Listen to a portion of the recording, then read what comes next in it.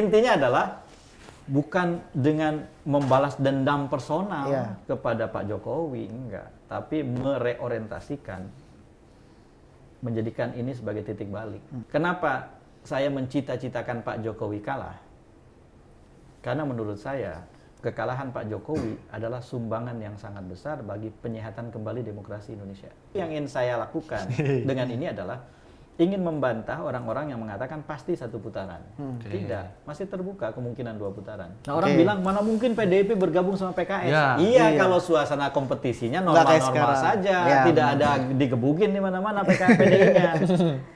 Kalau di Jawa Tengah digebukin kayak begitu, di Jawa Barat digebukin kayak gitu, di Jawa Timur digebukin kayak begitu, bukan daya tarik PKS-nya yang kuat, bukan daya tarik Aminnya yang kuat, tapi daya dorong mereka untuk tidak ke Prabowo-nya yang kuat. Jadi tidak ada itu pemilih yang selalu ideologis. Jadi resiko yang diambil oleh 02 dengan menggunakan strategi menghantam basis-basis pemilihnya 03 itu adalah terjadi perkelahian yang nyata di bawah yang membuat 03 dengan 01 mungkin bergabung, siapapun yang maju di putaran kedua, Anies atau Ganjar. Ditambah faktor yang keempat, momentum tadi.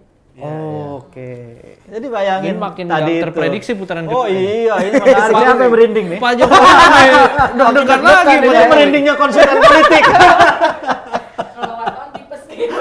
Iya.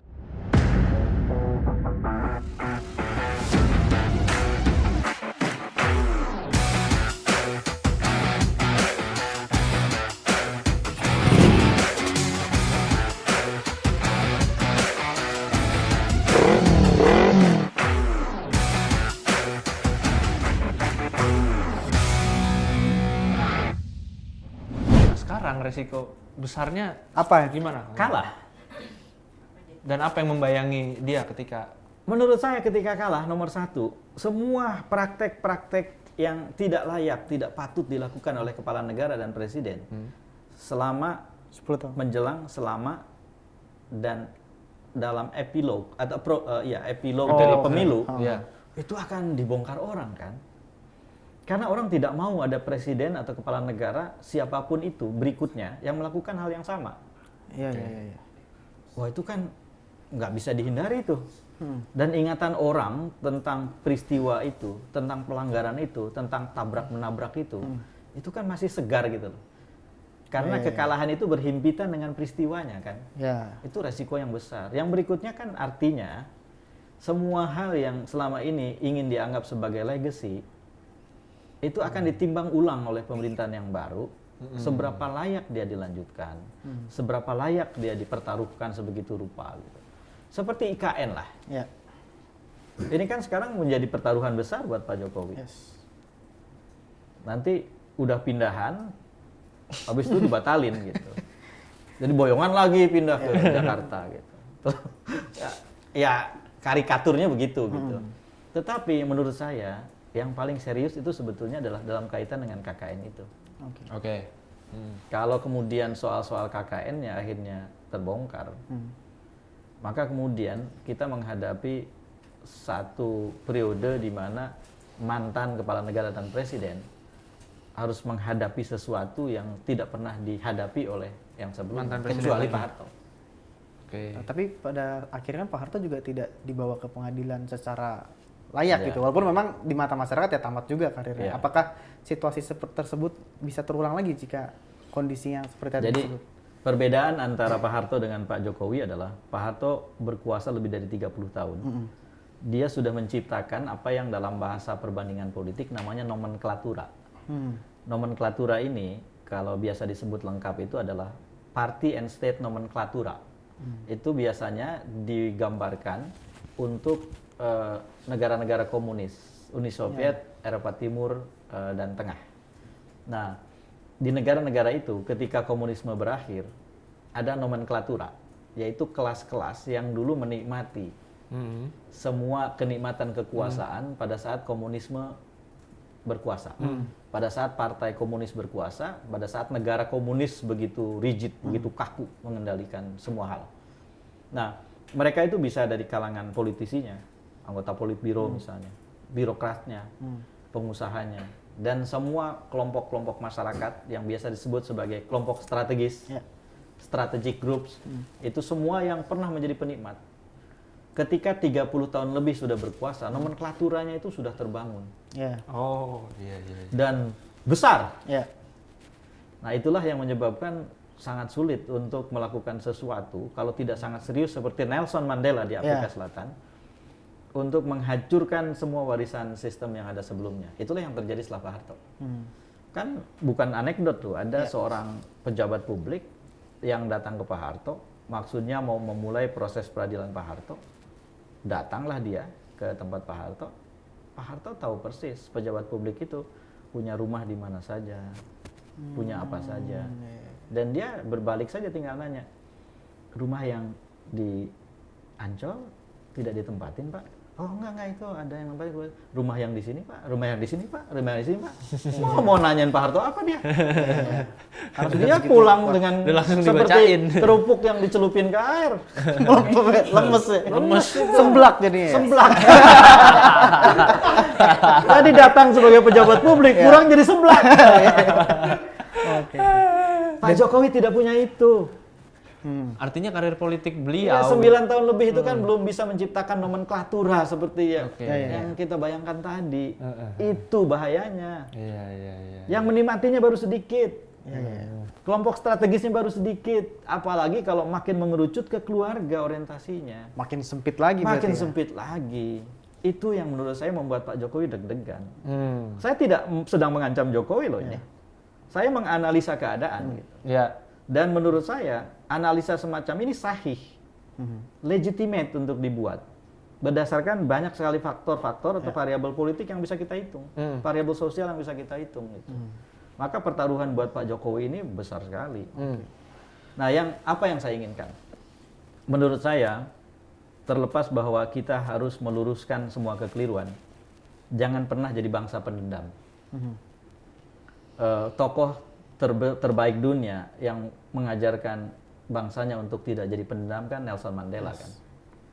Pada saat resepsi sebelum pelantikannya jadi presiden, dia mengundang dan berterima kasih sama sipir penjara yang menyiksa dia habis-habisan ketika dia di penjara 27 tahun di bawah politik apartheid. Dan Nelson Mandela mengatakan bahwa saya jadi tahu betapa besar nilai kebebasan, betapa besar nilai keadilan setelah saya disiksa di penjara sebegitu rupa. Jadi orang-orang yang menyiksa saya sebetulnya ikut mengantarkan Afrika hingga jadi seperti ini. Yang kemudian dia lakukan rekonsiliasi nasional yang sekarang jadi model dunia itu kan. Jadi memaafkan tidak melupakan. Dan bagi mereka yang dimaafkan pun ada proses peradilannya, ada yang tidak lewat proses peradilan, ada yang lewat konsensus tertentu. Elite settlement dan lain-lain, misalnya dia dengan pemimpin gereja berbicara terus kemudian menyepakati sejumlah hal gitu, sehingga kemudian legitimasinya bukan hanya politik tapi secara moral dan etik bangsa itu mendukung gitu. Tapi tidak melupakan orang ke Afrika Selatan itu seperti menemukan museum masa lampau yang terjaga sambil keadaan sudah begitu berubah gitu. Nah, menurut saya Indonesia harus menjalani proses menjadi bangsa yang semacam itu. Bukan berarti bahwa itu benchmark yang begitu rupa, semua harus dicontoh. Kita punya Pancasila, mereka nggak punya. Mereka harus belajar dari kita. Dulu penggunaan bahasa di Afrika Selatan di bawah politik apartheid dijaga betul, jangan sampai oposisi itu menggunakan bahasa yang sama, misalnya bahasa Inggris. Mereka dibiarkan berbahasa suku-suku sehingga tidak mungkin punya alat konsolidasi. Kayak gitu. Kita enggak. Oh, kita contoh besar. Jadi bukan berarti bahwa kita lebih rendah dari Afrika Selatan, bukan. Dalam soal rekonsiliasi dan penataan masa depan berkaitan dengan soal-soal politik kemanusiaan, Afrika Selatan itu memberikan model. Jadi nggak ada ceritanya di kepala saya misalnya seret Jokowi ke jalan, nggak ada, bukan itu maksud saya. Nggak begitu. Nggak se-ekstrim itu juga ya? Enggak, yang harus dilakukan adalah belajar betul dari apa yang dikerjakan, tegaskan betul mana saja yang keliru, dan atur sedemikian rupa sehingga 5 tahun 2024-2029 itu penataan ulang. Banyak hal. Contoh, undang-undang lembaga kepresidenan harus dibikin. Yes, Iya, belum ada iya, sampai iya. sekarang. Dan presiden harus dipincangkan kalau istilah Jenderal Arifin Mokhtar dan istilah umum sebetulnya itu dalam pengertian bahwa dia harus dilucuti sebagian kekuasaannya dalam waktu yang krusial, misalnya di ujung pemerintahan, supaya ketika dia jadi kandidat lagi dia tidak menyelewengkan kekuasaan, atau di ujung 2 terminnya dia tidak melakukan nepotisme, dia tidak melakukan personalisasi bansos dan lain-lain. Itu harus diatur. Terus kemudian oligarki, karena kolusi itu penting sebagai masalah kita, bukan penting untuk didayakan sebagai masalah kita. Nah, harus ada misalnya undang-undang political financing, pendanaan politik yang dibuat, yang mengatur bagaimana uang untuk kegiatan politik dikumpulkan. Bukan hanya besarnya, transparansinya, mekanisme pertanggungjawabannya. Bagaimana uang dikeluarkan untuk kegiatan politik, spending. Bukan hanya besarnya, tapi transparansinya dan bagaimana pertanggungjawabannya. Jadi nggak boleh itu, kalau ada ketua umum partai memiliki jaringan televisi, maka setiap sekian menit kita harus Iklannya itu mendengarkan Mars partai itu. Beritanya dipenuhi oleh entry, wah ketua umum partai itu sampai memberikan sumbangan ke musola kecil, itu jadi berita nasional gitu loh. Itu nggak boleh karena itu harus dikuantifikasi menjadi pembiayaan kegiatan. Hitungannya Hitungannya bisa melebihi platform. Plafon. Iya. Bisa melebihi plafon. Melebihi batas yang ditentukan dalam perundang-undangan. Dan yang terakhir itu larangan repayment. Repayment itu adalah mengeluarkan kebijakan yang memberi privilege kepada orang yang membantu saat kampanye. Balas budi ya. Itu nggak boleh. Iya. Dan politik yang berbasis balas budi segala macam itu terbukti menghancurkan demokrasi. Contoh yang terdekatnya adalah Filipina. Di Filipina itu ada satu budaya politik yang namanya utang naloop. Jadi politik utang budi. Nah, maka tuan tanah misalnya itu banyak yang jadi senator, banyak yang jadi politisi. Orang-orang yang kaya itu akhirnya bukan hanya mengendalikan usahanya, tetapi juga mengendalikan politik. Karena dia menciptakan sistem balas budi dengan banyak orang di sekitarnya. Nah, itu nggak boleh. Jadi bohir, pemodal atau apapun yang membiayai kegiatan kampanye itu tidak boleh menerima privilege lewat kebijakan ketika yang dibantunya jadi pejabat publik. Makanya di Amerika itu kan ketika di ujung masa pemerintahan Bill Clinton itu ada Lipogate kan. Karena grup Lipo yang memang juga punya operasi bisnis di Amerika membantu kegiatan kampanye Bill Clinton. Lalu kemudian pimpinan Lipo yang datang ke Washington DC diperlakukan istimewa, dapat privilege di Gedung Putih. Jadilah Lipogate. Skandal serius itu, diproses. Nah yang kayak gitu, kita harus punya aturan. Nah menurut saya, daftarnya banyak nih.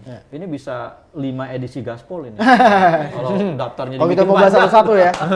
Nah jadi intinya adalah, bukan dengan membalas dendam personal kepada Pak Jokowi, enggak. Tapi mereorientasikan, menjadikan ini sebagai titik balik. Ini yang penting. Kenapa saya mencita-citakan Pak Jokowi kalah? Karena menurut saya kekalahan Pak Jokowi adalah sumbangan yang sangat besar bagi penyehatan kembali demokrasi Indonesia. Jadi kalau saya diminta misalnya di Gaspol ada pertanyaan ini, jika ada yang ini ingin Anda katakan kepada Presiden Jokowi, Jika ada yang Anda ingin maka saya bilang gitu, maka saya bilang, Pak Jokowi, please kalah Pak. Karena dengan Pak Jokowi kalah, demokrasi kita akan lebih sehat. Nah, itulah kata-kata saya. Nah, itu kalau presiden penerusnya mau menyehatkan kembali. Nah, maka khusus untuk warga negara, setelah mencoblos, jadilah penagih janji. betul. Jadi Jangan tidur, harus terjaga sampai pemilu berikutnya. Pemilu berikutnya maksudnya putaran kedua? Balik lagi. sekarang balik lagi ke masalah hitung-hitungan putaran kedua nih, Kang Arif nih. Kalau tadi kan sudah sempat disebut bahwa pemilih elektabilitas yang mantap untuk mendukung pasangan 02 yang memang lagi unggul ini adalah 39,8 kalau tidak salah ya. Belum 40%, bahkan belum 50%. Kalau Kang Arif melihatnya berarti kan kemungkinan besar masih ada putaran kedua. Kalau Kang Arif melihat skenario bagaimana nih? Dengan demikian berarti yang satu punya tiket kan pasti nomor 2 nih, 02. Sedangkan satu lagi masih diperebutkan antara 01 dan 03 yang elektabilitasnya pun kayaknya masih tipis-tipis gitu ya. skenario dari Kang Ep melihatnya bagaimana? Apabila Jadi 01 yang maju, ya. bagaimana? Kalau yang 03 yang Saya maju bagaimana? bicara ini mengandung resiko. Oh, yes. Karena resikonya bukan resiko hukum atau apa, Oh, kita iya, kan gimana? tidak sedang melanggar hukum. Iya. Resikonya adalah ketika saya katakan data ini, nanti pihak-pihak yang siap, wah ini ternyata belum sampai situ, wah ngejar habis-habisan gitu loh. Itu resikonya. Tapi tidak apa-apa. Dan kadang-kadang memang begitu loh. Jadi hasil survei itu tidak harus selalu diumumkan kalau memang untuk kebutuhan pemetaan. Iya. Untuk kebutuhan strategi pemenangan gitu. Dan itu pernah terjadi sama Pak Jokowi. Jadi ketika saya dan Polmark Indonesia membantu Pak Jokowi dan Mas Ahok di Jakarta 2012, hasil survei kami yang terakhir memperlihatkan bahwa jarak antara Pak Jokowi dengan Fauzi Bowo sudah dekat. Oh, oke. Sementara di lembaga-lembaga yang lain ada yang bilang 25%, Iya, iya. 20% gitu. Dan itu bukan lembaga survei abal-abal yang bilang 25%, 20%. Di survei kami itu udah mendekat. Dan kalau dilanjutkan ini 2 putaran. Karena waktu itu kan kandidatnya banyak, 6 pasang. Iya. 2 putaran. Dan kalau kemudian tren datanya itu memang konsisten dan upaya elektoralnya terus dikencengin gitu, dilipat gandakan, Pak Jokowi akan melewati Pak Fauzi Bowo sedikit di atasnya. Kira-kira begitu. Coba bayangin kalau itu diumumkan. Pak Fauzi Bowo itu pemilik resources yang kayak apa? Iya. Pak Alex Nurdin itu resourcesnya kayak apa? Pak Hidayat Nur Wahid itu jaringan PKS-nya kayak apa di Jakarta, ya kan?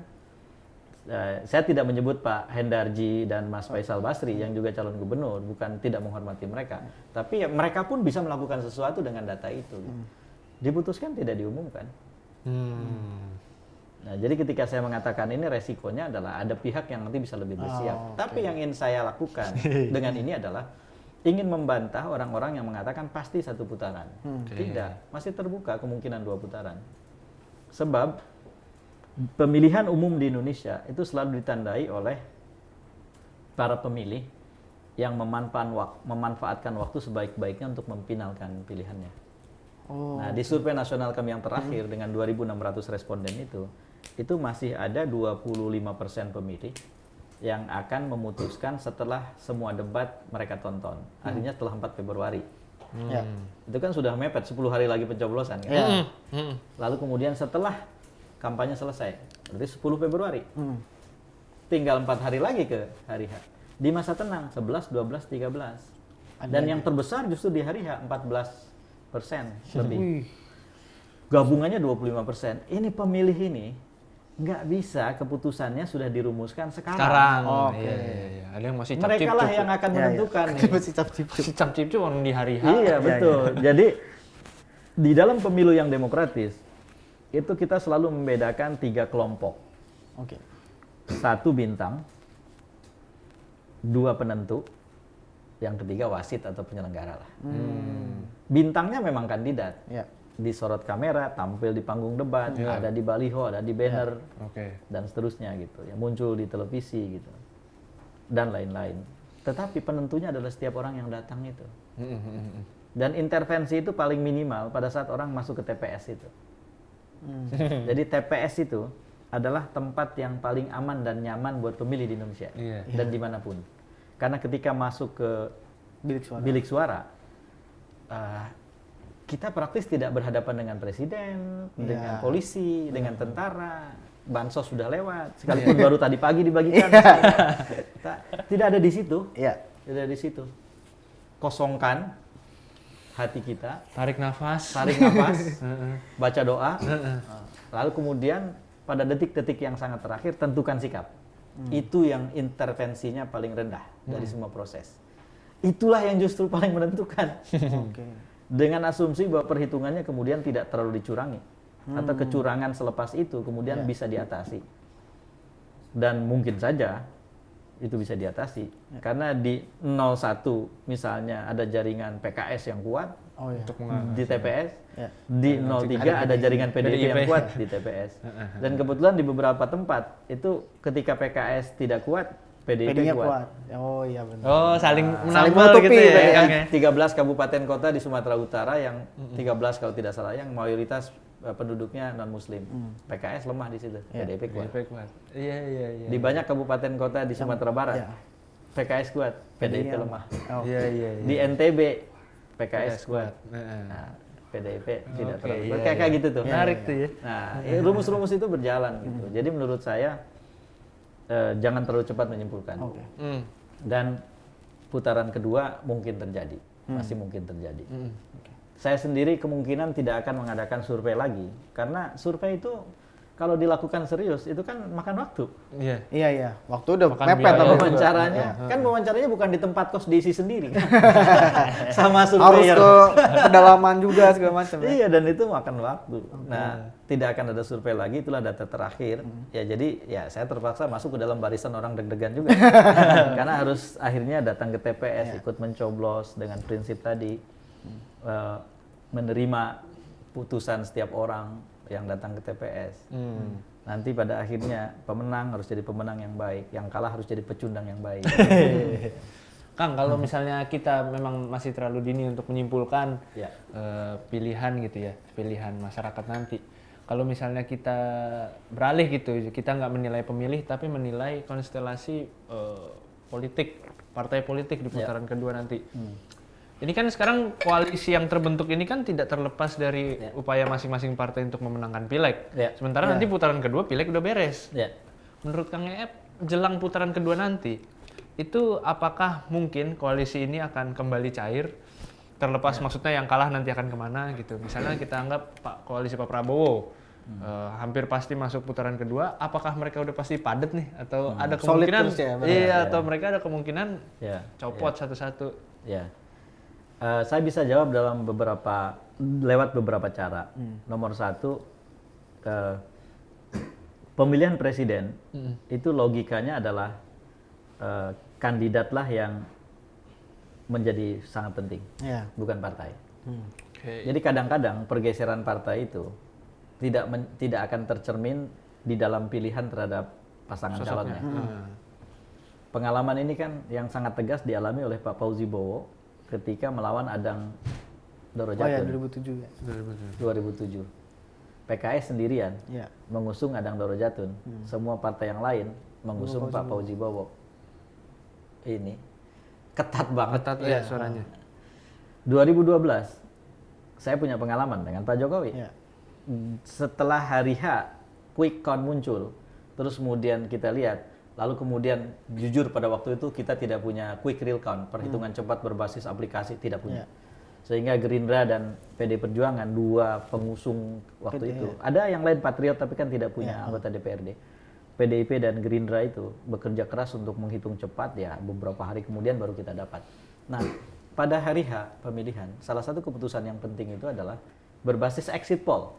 Karena waktu itu kami lakukan exit poll. Tidak usah ajak koalisi partai yang lain. Karena berdasarkan hasil exit poll, terlihat bahwa pergeseran pemilih akan kemana jika terjadi 2 putaran. Dan itu tidak berkait dengan partainya. Jadi pemilih itu lebih otonom dalam keadaan itu.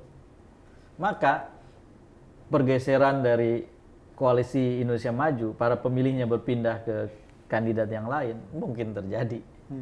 Tanpa perlu partai-partai, partainya. Jadi tidak ada cerita bahwa partai itu seperti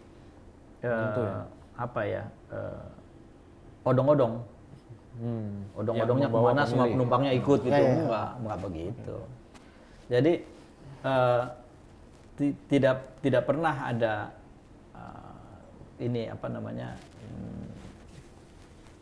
identiknya suara pemilih partai dengan pemilih. Bahkan di Pilpres 2019 itu menarik tuh. Gabungan suara pengusung Prabowo Sandi. Jadi partai-partainya nih. Dibandingkan pemilih Prabowo Sandi di Pilpresnya. Kalau saya tidak keliru ingat, bedanya tuh sampai 15 juta. Jadi artinya pendukung partai itu plus 15 juta itu sama dengan pendukung Prabowo Sandi, karena itu ketat. Sebaliknya yang mengusung Jokowi Maruf Amin pada waktu itu kalau tidak salah defisit 1,5 juta. Dari perolehan partai. Kenapa kok jomplangnya begitu? Ini 15 kemana? Nah, ada satu persoalan. Ada 15 juta suara tidak sah di Pileg. Yang merusak Yang di Pilpres itu lebih mudah orang milihnya gitu. Kemungkinan tidak sahnya lebih kecil. Makanya hitungannya seperti jomplang tadi. Yang ini kok plus 15, ini minus 1,5 gitu. Nah, jadi yang pertama adalah di putaran kedua itu logikanya nggak begitu gitu. Partainya pindah, semua pindah gitu. Itu satu. Yang kedua, perkelahian dalam putaran satu, dalam tanda kutip perkelahiannya, itu akan sangat berpengaruh suasana di putaran kedua. Nah, orang bilang mana mungkin PDIP bergabung sama PKS? Iya, kalau suasana kompetisinya normal-normal saja, tidak ada digebukin di mana-mana PDI-nya. Kalau di Jawa Tengah digebukin kayak begitu, di Jawa Barat digebukin kayak gitu, di Jawa Timur digebukin kayak begitu, bukan daya tarik PKS-nya yang kuat, bukan daya tarik Aminnya yang kuat, tapi daya dorong mereka untuk tidak ke Prabowo-nya yang kuat. Jadi faktor itu penting itu. Jadi tidak ada itu pemilih yang selalu ideologis gitu ya.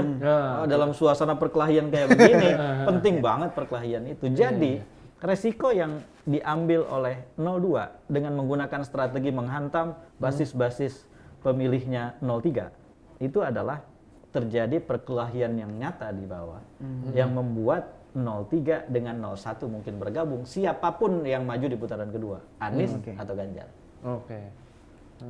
Nah, lalu yang lain yang juga penting adalah putaran kedua itu melahirkan satu data faktual yang sangat penting buat siapapun.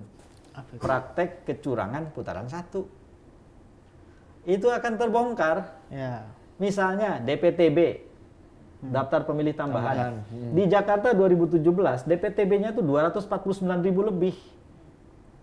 Orang yang tidak ada di DPT datang jam 12 sampai jam 2 di TPS, membawa dokumen kependudukan, diterima sebagai pemilih tambahan. 249.000. Jakarta berapa sih pemilihnya? Bandingin sama Jawa Barat, bandingin sama Jawa Timur, sama Jawa Tengah. Gede banget mereka. Kalau kemudian proporsional aja, kalau cara yang sama mau digunakan, berapa banyak DPTB akan muncul di mana-mana.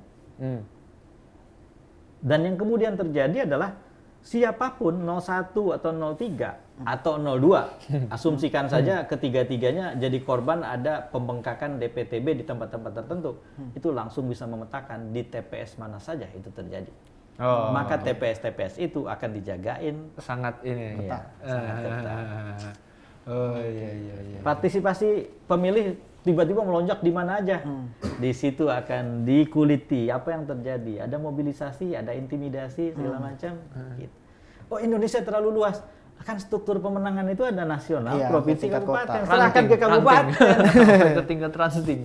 Nah, jadi suasana putaran kedua itu agak beda. Ditambah faktor yang keempat, momentum tadi.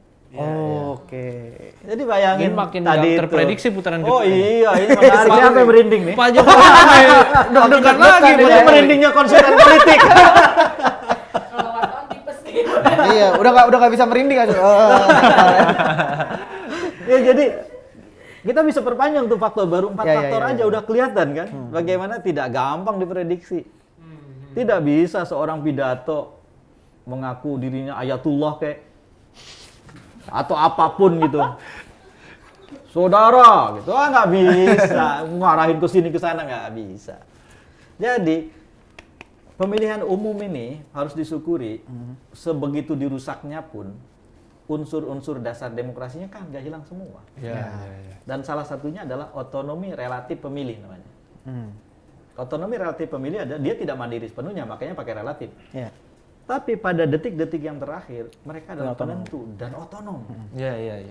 Nah itu harus dihitung itu, nggak bisa. Jadi ya saya himbau sekali lagi buat penerima bansos jangan kaitan sama pilihan. Itu uang negara. Nah, itu penting ini. Yes, ini kayaknya sudah 6,5 jam ya? 6,5 jam. Oh, 6,5 jam ya. Berapa SKS nih? Kayak puasa. Luar biasa, terima kasih banyak nih Kang Ep. Selamat berbagi pagi, insight yang sangat luar biasa. Sekarang kita Vito. Vito. Ya, Ya. pokoknya begitulah pemirsa ya. Mari kita, pemirsa sahabat kompas.com. Semoga Anda semua bisa menjadi pemilih yang otonom. Yes. Menarik nafas di bilik suara, tentukan secara akal sehat dan rasional. Siap. Oke, kalau begitu sampai jumpa lagi di apa istilahnya episode Gaspo berikutnya bersama saya Vito. Bersama saya Ardito Ramadan Dan saya Vitorio. Mantap ya. Oke, terima kasih semuanya. Bye bye. Terima kasih.